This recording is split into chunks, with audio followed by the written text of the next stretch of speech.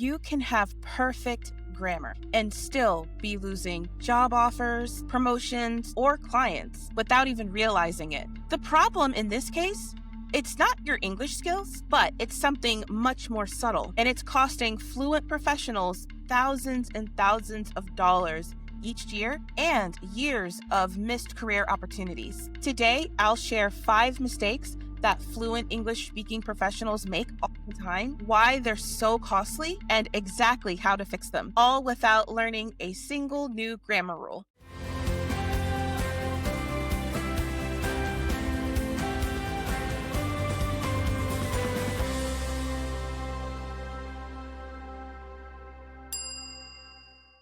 Hello, everyone. Welcome to Frustrated to Fluent. I'm Devin Bruce. I'm the founder and CEO of the English Communication Academy, and we help non-native English speakers in healthcare communicate effectively with their patients, colleagues, and staff. And in this video, I'm going to walk you through some of the biggest mistakes that fluent professionals make, and it has absolutely nothing to do with your grammar. These are the kinds of mistakes that hurt your influence, weaken your authority, and even make people underestimate you, all without you knowing that these things are actually happening. All right, here's the thing. Before we get into the mistakes and how to fix them, I want you to know something. At your level of communication, you're fluent, you use English every single day in healthcare, communication mistakes are not just about the wrong answers or bad test scores or imperfect grammar. They're about perception. You can have the best idea in the room, but if your delivery,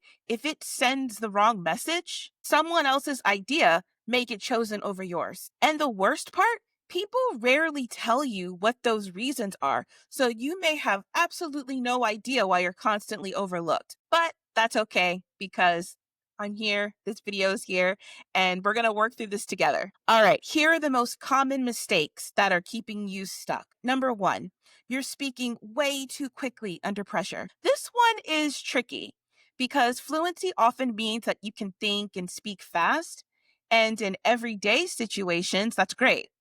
But in high stakes moments, like a presentation, a negotiation, a job interview, speaking too fast can actually work against you. When you speak too quickly, the listener, they feel overwhelmed. They may miss key points. And instead of hearing confident and smart, and you think you're coming across, they hear nervous and underprepared. Back when I was an English coach, I worked with a client and he was brilliant at his job, but he kept losing job opportunities during the interview. And the feedback that he was getting sometimes is that he sounded rushed and he was way too hard to follow. But the real problem, he was trying to get all of his ideas out before he lost his train of thought because he was thinking in his native language first and then translating on the spot. So the best way to fix this is to slow down during very important points. Cautiously pause before and after your main ideas. Some people even count 1 or 2 in your head between sentences if they need to. Not only will this make your message easier to understand, it will make you sound more thoughtful and more confident. And here's the bonus with this. You'll have more time to think while you're speaking, which greatly reduces the mistakes. All right, common mistake number 2, overusing filler words. Let's talk about fillers. Words like actually, basically, like, or everyone uses them sometimes. I know I do. But when they appear too often, it weakens your authority. Imagine your manager saying, basically, we need to move the deadline, to next week. It doesn't sound decisive, right? Now, the best way to fix this is just replacing the fillers with silent pauses. Silence is powerful. It makes people lean in. If silence feels uncomfortable, you can use transition phrases like, the key point is, or here's what we should do next. A good way to test this is to record yourself in a short practice speech and count how many filler words you use. You may be surprised. Okay, mistake number 3. You are not adapting to your listener. Even fluent speakers can forget. The same words can land very differently with different people. You might be using industry jargon that makes perfect sense to you, but not to someone outside your field.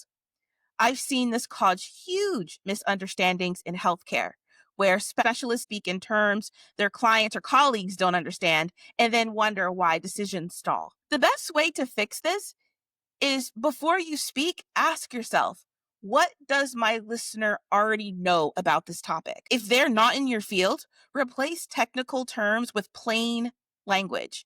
You're not going to sound stupid. You're not going to sound unqualified. If you must use a specialized word, then follow it with a quick example. Moving on, mistake number 4 is hiding your accent instead of owning it. This one is deeply personal for many people. Some professionals try to mask or erase their accent because they believe it makes them sound more professional. But what often happens is that their speech becomes forced, unnatural, and less engaging.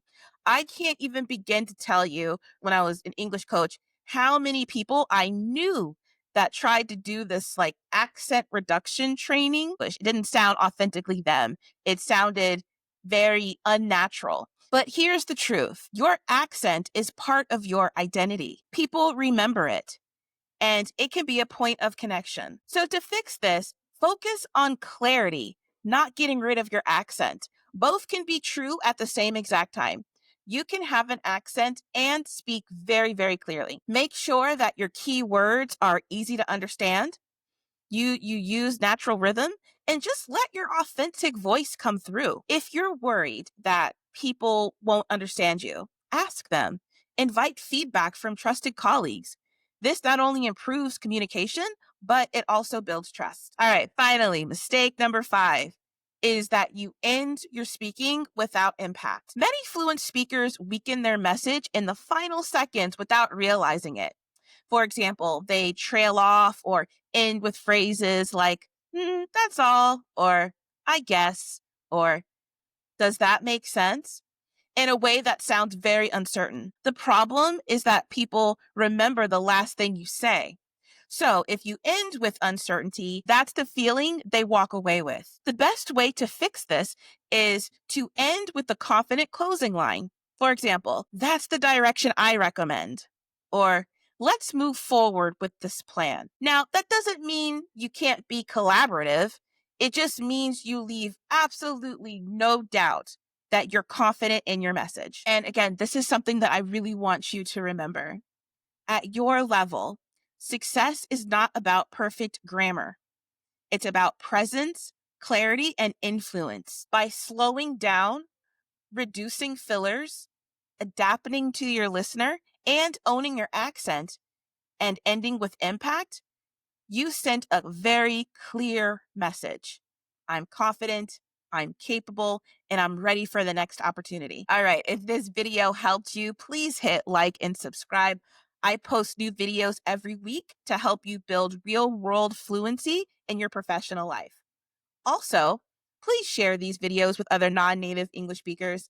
I am on a mission to close the language gap. And if you want to go deeper, join us for a free 5-day challenge. You'll learn how to speak clearly, calmly, and confidently in situations that matter most. The link for that is in the description box below. And if you like this video, please check these out too. All right, that's it for today. Thank you so much for tuning in, and I'll see you next time. Take care.